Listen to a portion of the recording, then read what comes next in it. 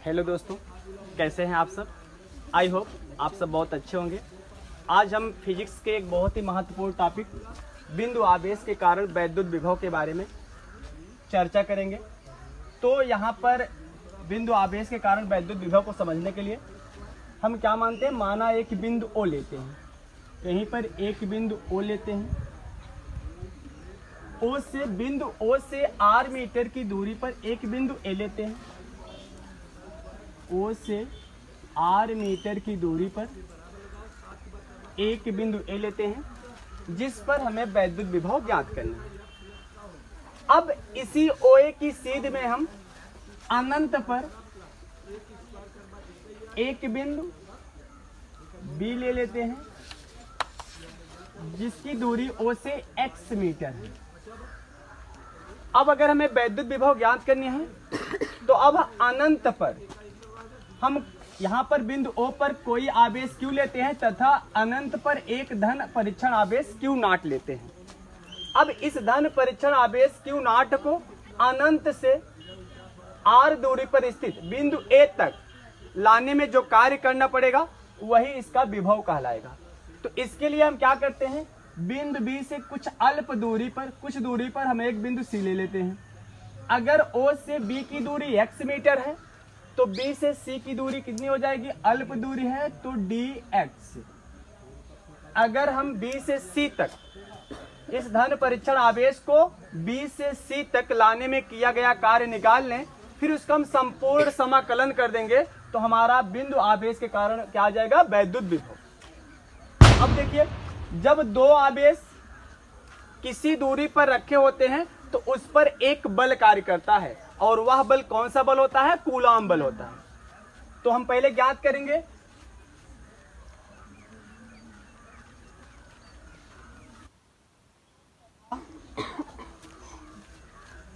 Q not आवेश के कारण लगने वाला बल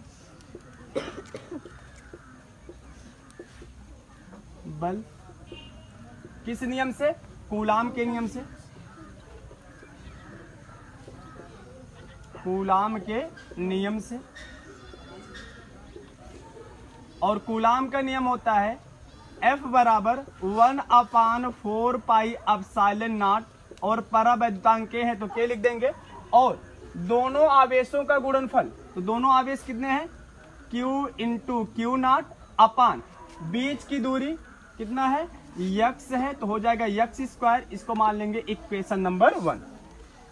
अब सबसे पहले हम धन परीक्षण आवेश को B से C तक लाने में किया गया कार्य निकाल लेंगे। अगर B से C तक लाने में किया गया अल्प कार्य मालूम हो जाएगा तो फिर इसको हम संपूर्ण समाकलन कर देंगे तो बिंदु आवेश के कारण विभव आ जाएगा।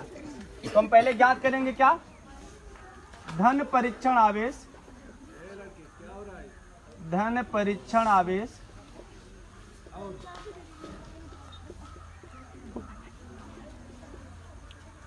Q नॉट को बिंदु B से C तक लाने में किया गया कार्य।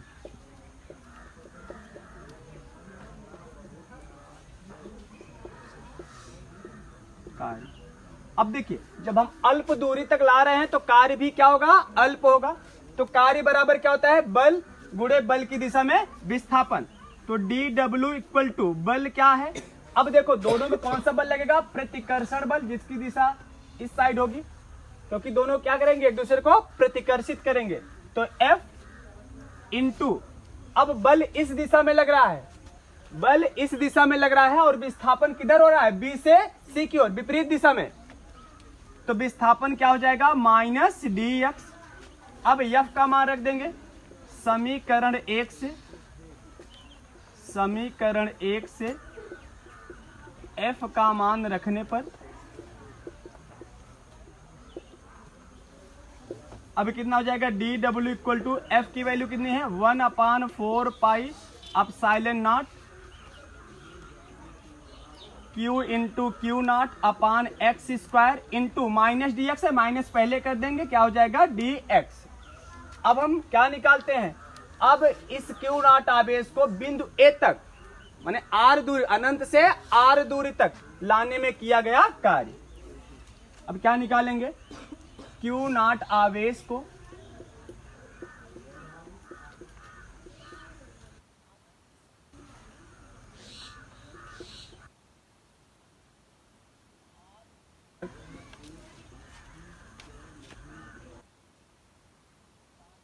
गया कार्य।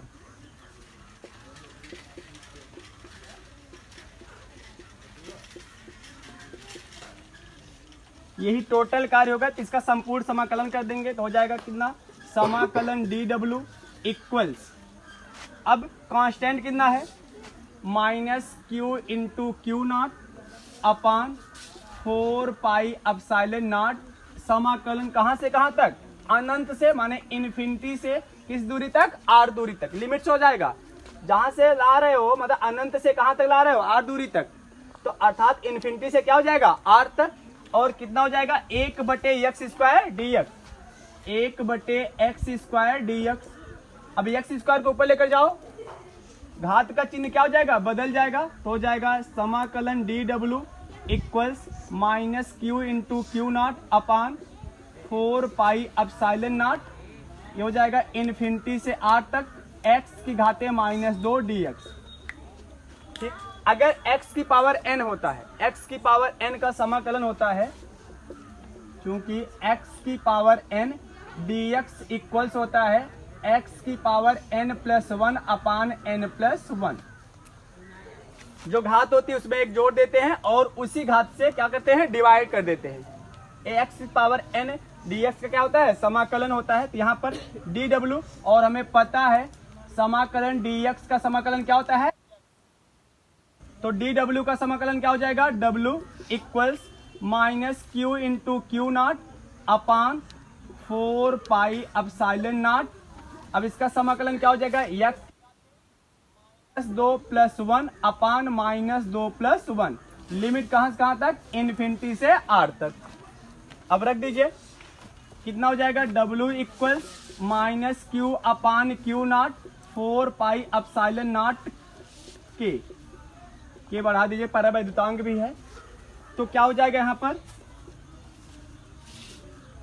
अब x क्या है, -2+1, -2 में से एक जोड़ो, कितना हो जाएगा, -1, x की पावर -1 बटे कितना हो जाएगा, -1, इन्फिनिटी से r तक, माइनस गुणे माइनस कितना हो जाएगा, प्लस, तो w इक्वल्स कितना हो जाएगा, q into Q naught upon 4 pi epsilon not.